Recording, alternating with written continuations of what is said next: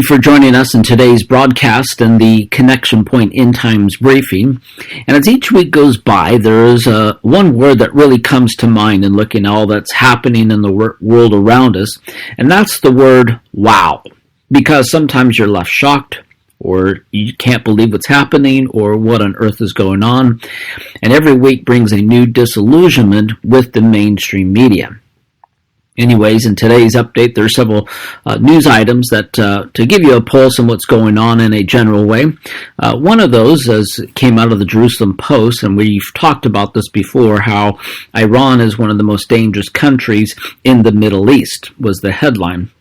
And despite the distance, Tehran's role in funding terror groups along Israel's borders makes it Israel's top threat. And again, as we've mentioned multiple times, how they're continuing to try to develop weapons of mass destruction, ballistic missiles, the nuclear bomb, which was the whole Iran nuclear deal, what that was promoting and pushing the agenda along. But we see how they are a terror funding group and how they support terrorism, especially the annihilation of Israel, which is their goal. We also talked about multiple times about the Ezekiel 38-39 war that will eventually happen not in the too distant future, but we see their development within Syria and Russia as they will come in and invade Israel at some point. It's just been quiet to hear some of the things going on because of the whole COVID-19 has taken precedence on the news front. But anyways, just the continued understanding of the threat of Iran against Israel. Another interesting news item in dealing with Iran, there was a report that talks about Iran's currency reaches lowest value ever against the dollar. So Iran's currency on Monday dropped to its lowest value ever against the dollar, and officials warned Iran experts to bring their foreign earnings home from abroad.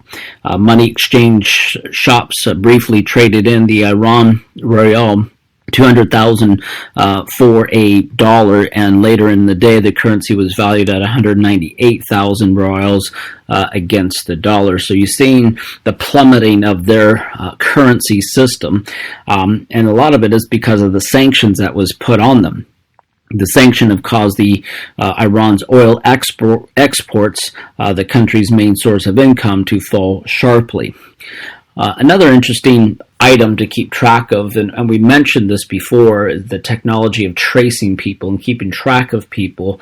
And with this new COVID-19 tracing tool, it appears on all the different phones as long as you download it. And what happens, it gets into the operating system, and it runs in the background while using Bluetooth. It connects with other phones that have the same app to see who's been in contact with those who have COVID-19 virus, etc.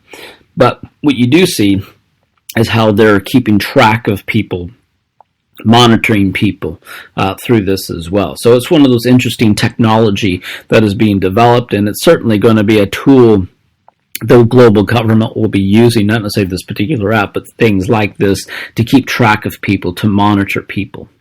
Another interesting news item to be aware of, as we've talked about the plague of locusts that was happening in Africa, also throughout Asia. It's also hit in South America now, according to this breaking news report, that the plague of locusts goes global, hitting in Argentina.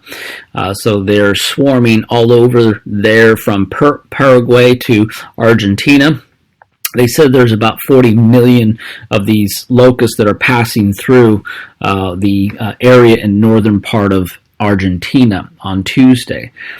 They said that some of these have such an appetite for the wheat and corn and oats. These are mostly grown feeding for cattle, which is a major product of Argentina. And the shorthorn grasshoppers are devouring enough crops to feed 2,500 people a day. And because of the high temperatures and the winds are causing the swarm to move up to 100 kilometers a day. So it's just ravaging through South America, especially Argentina. Meanwhile, Africa is facing the third possible wave of locust invasion in 6 months. The wave of locusts swept through East Africa last year, returning again in 2020 in swarms estimated 20 times larger. The second round of infestation is described as its worst in 70 years. So we're seeing this is going to affect the food supply and chain, and the famine will certainly increase globally, and this is one of those key components that will happen. Again, these locusts continue to ravage through so many different countries, eating their food supply. Another interesting item that we've talked about as well, and a lot of these are just reiteration, just as things continue to progress or they get worse is why we're reporting them. The lawlessness is abounding, which is another signs of the times of end-time events that's going to go on. And it's really, especially what we're seeing in America, is led by the Democrats, which isn't surprising, based on their philosophy and their background and their history. And you see the real mob behind the mobs in the streets is this agenda that is being pushed by anarchists. And we're seeing just the uprising of lawlessness abound like never before. And you're seeing how even within that lawlessness, the aggression, the rioting, the violence, they're wanting to defund the police and even cheat the voting process. So they want to do a vote by mail across the board, even though people can stand in lines for buying food and groceries and things like that. But they don't want to do voting and going to the polls, which, again, they don't have a problem in rioting and protesting, but for some reason the Democrats don't want to have the vote, in person in November.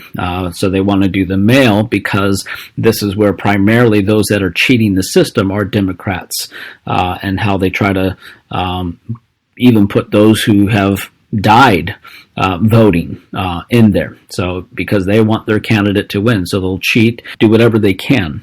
Anyways, but we're seeing just this lawlessness take a whole nother level than ever before.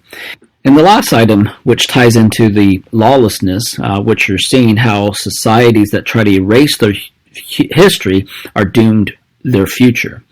Again, we're seeing the political movements becoming obsessed with destroying statues and renaming streets when they run out of their ideas. But we see, case in point, what has taken place over the years in South Africa. It's so corrupt, so horrific to live there these days, from what I'm hearing, from what I'm reading, from different reports. And South Africa today is undoubtedly more poor than it ought to be because it keeps fighting its history rather than rebuilding its future. You see how tyranny is in the streets today is a grave warning, not only there in South Africa, but in America and other countries around the world. And even in America, the Democrats seem to believe that they can ride on the upheaval to ride into victory in November, but the chaos will not stop there unless it's defeated now. And hopefully people wake up to the reality of all that's going on and what's at stake. Anyways, we need to pray for an awakening and an amazing work of God to turn things around.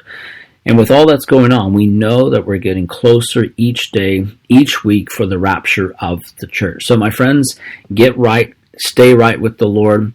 Time is getting short for His return. And that's it for today's update. Thank you for tuning in. Until next time, God bless.